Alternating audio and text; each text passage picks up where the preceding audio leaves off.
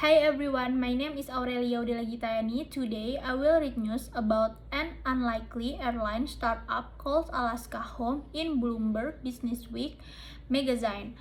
Until the spread of wide-body jets in the 1970s, taking a commercial trans-Pacific flight usually involved a refueling or technical stop en route, often in Alaska. Now, a mix of pandemic-era entrepreneurialism and cryptocurrency fervor is birthing a new airline whose strategy is to connect price-sensitive leisure travelers between the US and Asia by bringing back the stop in 49 states. Northern Pacific Airways aims to start flying later this year, pending US regulatory approvals using single-aisle Boeing 757-200 jets with 197 seats, including 12 in business class. The company plans to charge 10% to 20% less than the economy fares on competing non-stop routes. All its flights will connect through Anchorage. Alaska tourism officials also hope the carrier could become a conduit for new visitors. Northern Pacific's initial roadmap includes the largest metro areas in Japan and South Korea: Tokyo, Osaka, Nagoya, and Seoul. In the US, it will fly to Las Vegas, New York, Orlando, San Francisco, and Ontario, Calif, east of Los Angeles. Its founders say clearing US border check in Anchorage will be more expeditious than at busy airports like those in New York or San Francisco. The numbers are there of how many travelers, and that is not giving any credit towards spurring new traffic, says Rob McKinney, Chief Executive Officer of both Anchorage-based Northern Pacific and intrastate carrier Raven Alaska and former operation chief at Mokulele Airlines. I just believe that if we do the right things with the right machine, that it will be a success.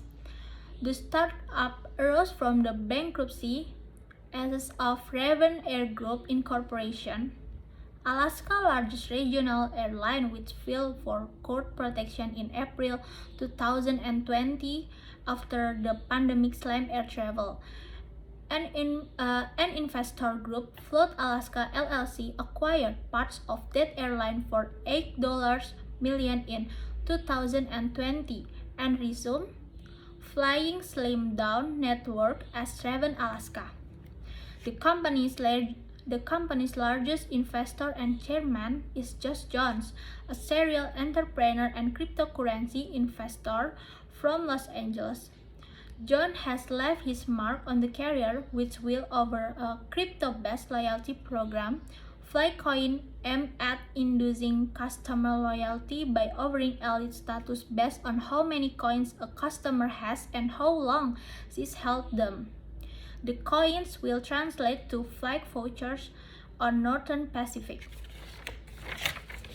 The Flycoin loyalty program recently raised $30 million from venture capital investors, and the airline will borrow some of that capital.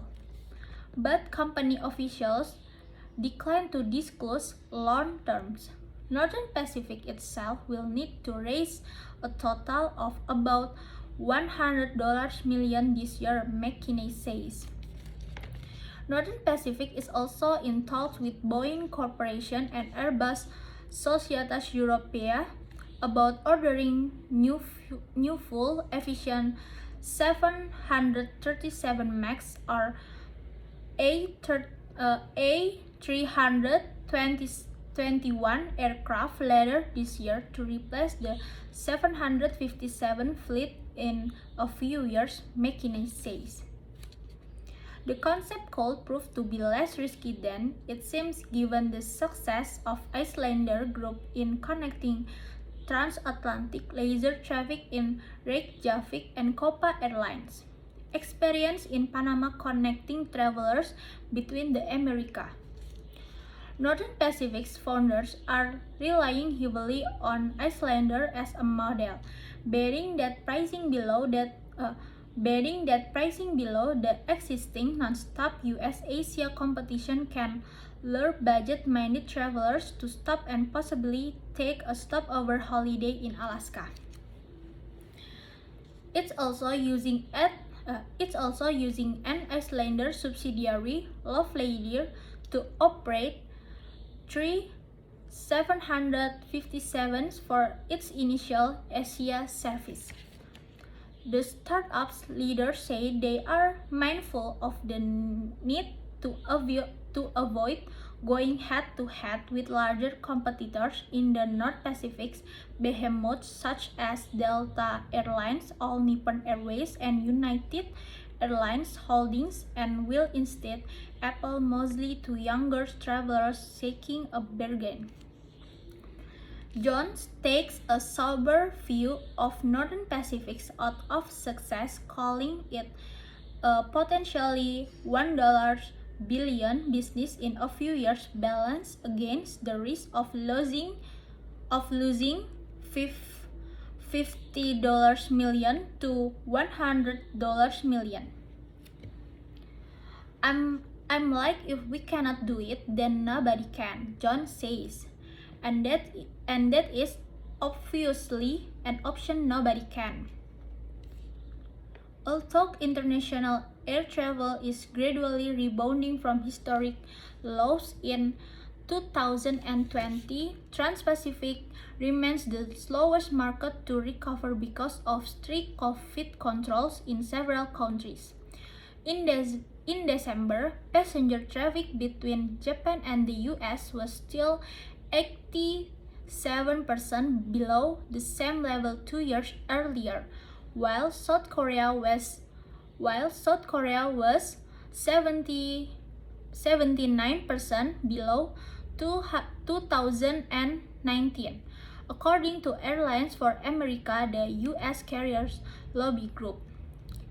GTB Corporation, Japan's largest travel agency, estimates that international travel demand will recover in the first half of 2023, with inbound visitors to the country gradually rising later in the year.